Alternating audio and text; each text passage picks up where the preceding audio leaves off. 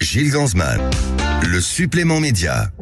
Le supplément média, on était en train de papoter avec Richard Orlinski. Bonjour, vous êtes sculpteur, vous êtes DJ, vous êtes un artiste complet. On est ravis de vous recevoir ce matin. Plasticien. Plasticien, ouais, ou artiste pluridisciplinaire. Voilà, j'ai dit artiste complet. Surtout humoriste, c'est surtout ça la vérité. Humoriste. Ben oui, vous êtes monté sur scène. J'étais hier sur scène encore, j'étais à la Comédie de Paris hier soir et c'était sympa, c'était resté plein et je suis content parce que c'était pendant des périodes compliquées comme ça de voir qu'il y a du monde qui vient de rigoler, c'est sympa. Alors on vous connaît évidemment, si on dit Orlinski, on pense à vos sculptures, au gorille, au Kong, oui c'est le Kong. Ah oui. Et c'est un peu ça, non, qui vous identifie aujourd'hui. Quand on dit Orlinski, on pense à vos sculptures d'abord. On pense à moi parce que je suis très beau. Oui, bien sûr. Mais non, c'est oui, aux sculptures absolument. Ouais, au Kong, ouais, c'est vrai, c'est le symbole un peu. La sculpture les panthères, emblématique. moi j'aime bien les panthères. Ouais. Le Kong, c'est-à-dire qu'en fait, c'est comme ça représente, c'est plus proche de nous, de l'être humain. Donc quelque part, je pense que les gens s'identifient plus à ça. C'est pour ça que. Et alors Stéphane, notre auditeur fidèle, dit c'est le monsieur qui avait fait l'émission sur les œuvres dans le monde et c'est pour ça qu'il est là, le monsieur Richard Orlinski. Le monsieur, on va parler avec vous de cette série documentaire que vous incarnez, qui est diffusée sur TV5 Monde, qui est formidable. Moi, toujours un plaisir fou à vous découvrir, parcourir les villes à la recherche des street artistes. Et là, on en est à la 3e saison. Ouais, 3e saison. Alors, qu'est-ce qu'on va voir dans cette nouvelle saison ? Eh bien, vous êtes à Paris. Je suis à Paris. Ouais. Paris, c'est important. Paris, c'est une ville très importante avec plein de street art. On est à Paris, mais on fait aussi, on traverse le monde. En fait, moi, j'apprends comme un enfant et en fait, au fil des émissions, enfin, au fil des séries, des années et des nombres de tournages, on rentre plus encore dans l'univers. On partage vraiment quelque chose de très fort parce que je rentre vraiment je suis comme un apprenti qui va à la rencontre d'un artiste et je rentre dans son cerveau, je rentre dans son univers, je partage des choses avec lui, j'apprends plein de trucs en fait. C'est un truc génial parce que l'idée de cette émission c'était post-Covid d'aller donner un coup de projecteur à des artistes émergents qui ont été privés d'expression puisque le street c'est dans la rue et on pouvait pas sortir avec le confinement.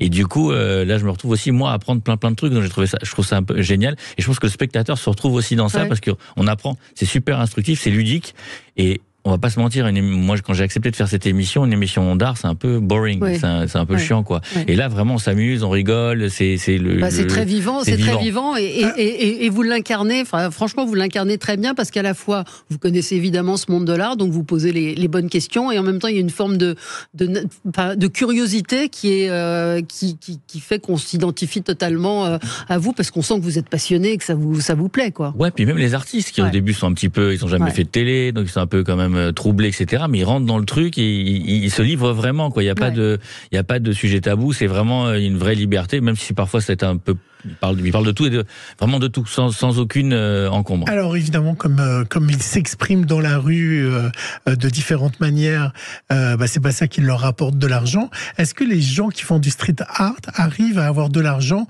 ou c'est souvent des gangs misères et que c'est des artistes avec un grand A pour caricaturer? Écoutez, j'ai envie de dire qu'il y a les deux cas existent. Il y a de plus en plus aujourd'hui de commandes qui sont faites par les villes pour des murales, pour des fresques murales. Ouais. Donc il y en a qui arrivent à s'en sortir quand ils arrivent à sortir du lot. Et puis c'est comme dans tout, c'est l'offre et la demande et c'est la compétition. Donc, mais effectivement, il y en a pour qui c'est pas facile. Mais quand même aujourd'hui, il y a une volonté quand même, pas qu'en France, hein, parce que moi je fais des villes. Alors je vois des street artistes francophones pour être clair. Donc c'est le but de l'émission. De TV5. De TV5, oui, évidemment. Et donc du coup, il y a quand même beaucoup de pays, de gouvernements, de villes qui œuvrent pour effectivement une promotion de cet art de rue. Et donc c'est vraiment c'est très trendy. Hein, donc il y a quand même beaucoup plus d'argent et beaucoup plus de moyens qui sont donnés aux artistes. Mais je poursuis la question de Gilles, c'est-à-dire ces artistes, quand on voit qu'ils peignent sur des murs, ça ne leur rapporte rien. Il y a un prolongement derrière. Justement, il y a des commandes de villes. Parce qu'aujourd'hui, on paye pour des murs. Non, justement. Mais ceux qui font, par exemple, à Paris, il y a beaucoup de Tetris, vous savez. C'est les Space Invaders. Oui, ça vaut une fortune. Oui, mais lui, ça vaut une fortune. Pas d'Invader. Oui, mais au départ, ça lui a servi de publicité. Tout à fait. Mais aujourd'hui, ce qui se passe aussi, c'est que tous ces artistes qui n'ont pas forcément, qui n'ont pas de commande murale, ça leur sert de pub. Oui, puis il deal avec des galeries après. Et après, en fait, ce qui se passe, là j'étais tourné, j'étais à Lausanne là, pour la semaine dernière, et donc j'ai été voir un artiste qui lui effectivement est un artiste de rue, et ensuite il adapte son travail sur des toiles.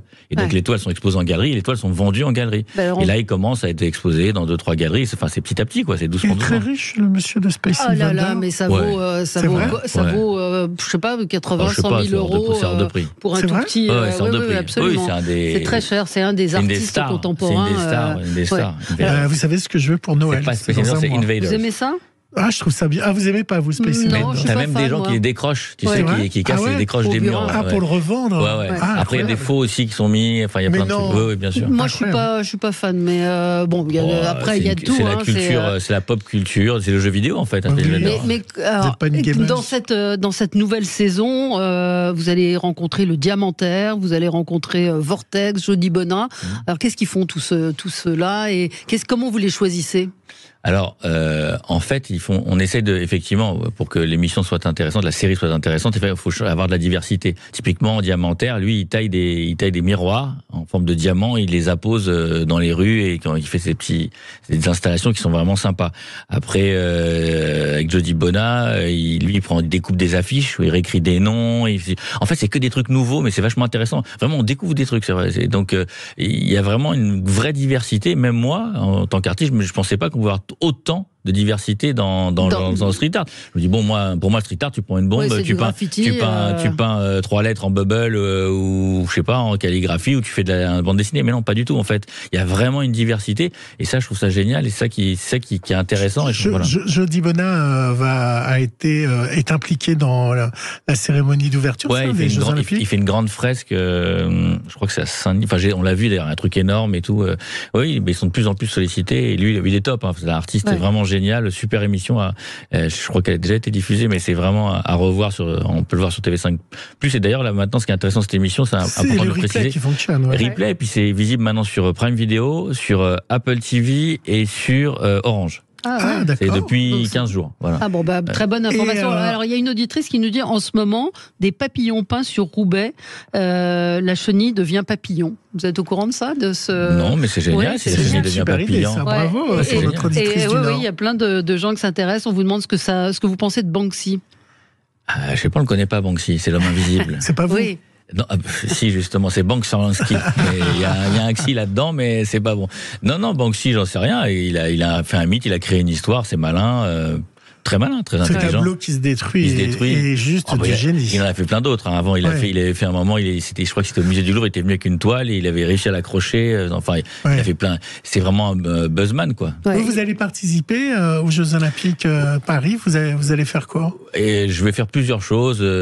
Marseille, Paris, dans plusieurs villes, effectivement, avec des interventions, l'arrivée de la flamme olympique à Marseille, essayer de faire des choses avec des enfants. J'ai envie de faire des choses plus, on va dire, plus immersive que juste accrocher ou mettre des heures. Vous auriez aimé dessiner par exemple le porte-flamme, non? Oui, ça aurait été sympa. On m'a pas demandé. Il aurait été plus beau peut-être. Peut-être. Allez-y. Oui, non, je suis très en forme ce matin. Oui, je vois ça.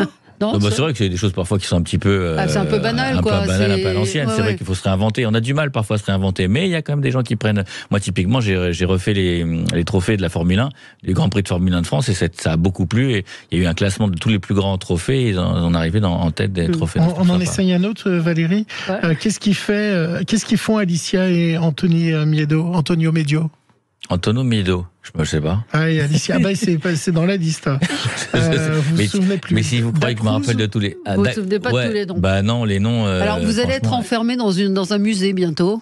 Ah oui, alors ça c'est un super projet, aussi sur TV5 Monde. C'est un Prime, on m'a confié la direction d'un Prime, donc je suis assez content. Et je vais donc faire venir des jeunes adultes issus de catégories de milieux très différents, et je vais les emmener à la découverte d'un musée. Donc c'est à Roubaix, avec qui vont voir donc plein d'artistes, et je vais essayer de recueillir leurs émotions, leurs sensations par rapport à des profanes qui n'ont jamais eu accès à l'art, et de voir un petit peu et de leur expliquer, de faire un parcours avec eux et de rentrer un petit peu, en tout cas de leur donner envie, et surtout de recueillir leurs émotions. C'est important. Je trouve pour moi que l'échange est important. Vous trouvez que les jeunes n'ont pas d'éducation sur l'art, que ça mériterait d'avoir des enseignements. Vous êtes une des rares émissions, il faut saluer TV5 pour ça. Il y avait Dardar qui a disparu sur France Télévisions, mais des émissions sur l'art à proprement dit, il y en a beaucoup sur la BBC, sur les chaînes anglaises, il y en a beaucoup en Allemagne. En France, on n'a aucune émission sur l'art, non, il n'y a rien. Celle-là. Il n'y a rien du tout. Et en plus, une émission ludique. Oui, c'est ça qui est pas chiant. C'est important parce que j'en ai vu des émissions sur des peintres, mais au bout de 5 minutes, t'en peux plus, quoi. Donc là, vraiment, l'idée, c'était ma volonté, c'est de donner de plus en plus, de pouvoir donner envie. Ouais. Et les jeunes, pour répondre à votre question, il y a un travail qui a été fait par rapport à, on va dire, il y a une 50aine d'années, mais c'est vrai qu'on est encore très très loin de ce qu'on pourrait. Il y a pas de classe vraiment, il y a pas d'accessibilité. Alors aujourd'hui, c'est les marques, en fait, c'est drôle parce c'est les marques qui amènent, puisque les marques font beaucoup de collabs pour avoir de la crédibilité avec les artistes. La voiture Picasso. Oui, Picasso, il y a plein, regardez pas non, c'est pas vraiment une collab. C'est pas une collab. Une collab, c'est John Wan qui avait fait avec Air France. Avec Air France, mais même dans la fashion, il y a beaucoup. Mais est-ce que c'est encore de l'art? Enfin, là, il nous reste 20 secondes, donc c'est difficile. Alors, c'est de l'art. Cette vraie question, c'est-à-dire qu'aujourd'hui, c'est pas forcément de l'art sur la collab, mais ça permet de connaître l'artiste et du coup d'aller découvrir son univers, parce que quand tu portes un sweatshirt qui a été fait par X, et ben quelque part, tu vas regarder ce qu'il fait l'artiste et du coup, tu t'intéresses et tu collectionnes. Non, il y a un côté. Mais il n'y a pas un truc artificiel avec l'art contemporain. Enfin, il y a tout un débat là-dessus sur les codes. Il y a un côté business. Mais vous accepteriez de faire une boîte de cassoulet? Bien sûr. Il y a bien une soupe. Oui, c'est une crédible. Moi, l'appartement que c'est crédible, c'est de qualité. Si le cassoulet est bon à l'intérieur, moi, j'avais avec grand plaisir. Quel rapport avec Orlinski? Je designerais la boîte. J'ai fait la vache qui rit. Je suis avec Monopoly. Enfin, j'ai plein de propositions. J'ai une proposition pour faire effectivement la vache qui rit. Mais l'idée, c'est de. Ah, génial. L'idée, c'est d'avoir des choses qui sont intéressantes, que pour les enfants, faire des jeux. Enfin, il faut apporter quelque chose. Il faut une valeur ajoutée. Moi, pour faire, ça m'intéresse pas. Mais dès qu'on apporte une valeur ajoutée et qu'on est qualitatif, c'est génial. Je trouve ça génial.